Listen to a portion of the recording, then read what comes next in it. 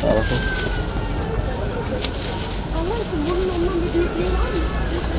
Çaya, yemeğe, çorbaya,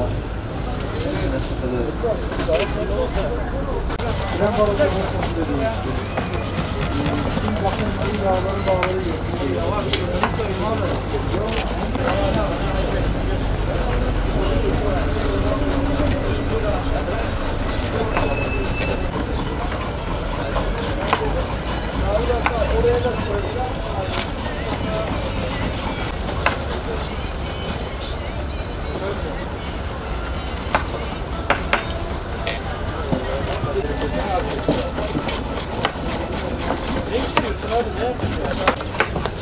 Nasıl abi?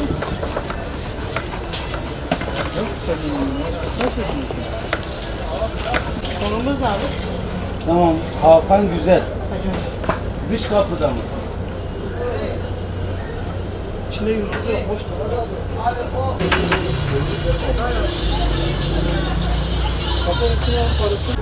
Tabii ki. Afiyet çekiyoruz. Tabii ki. Buna da portakal koymayın. Afiyet şeker olsun. Buyurun.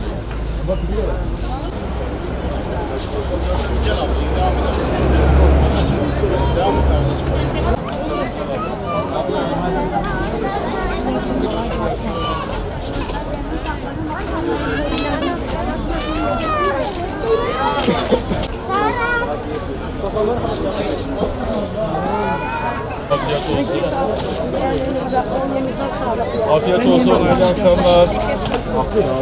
Hayırlı akşamlar, afiyet olsun.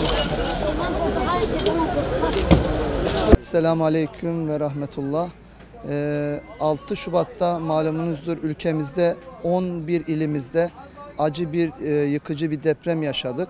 Biz de 4 tane vakıf olarak Umut Kervanı, İHA Ebrar, Avrupa Yetimeli ve 4 derneğimizle beraber depremin 3. gününde evleri yıkık olan halkımızın ya da ağır hasarlı olan halkımızın çadırda da yemek yapamadıkları için, evde de yapamadıkları için dedik elimizden geldiği kadar bir nebze yardımına koşmaya çalıştık.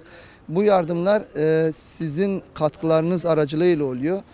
Hepinizden Allah razı olsun. Eğer ki bu çalışmayı uzatmaya niyetimiz var. Eğer bu çalışmanın uzamasını istersek Allah rızası için yardımlarınızı esirgemeyin.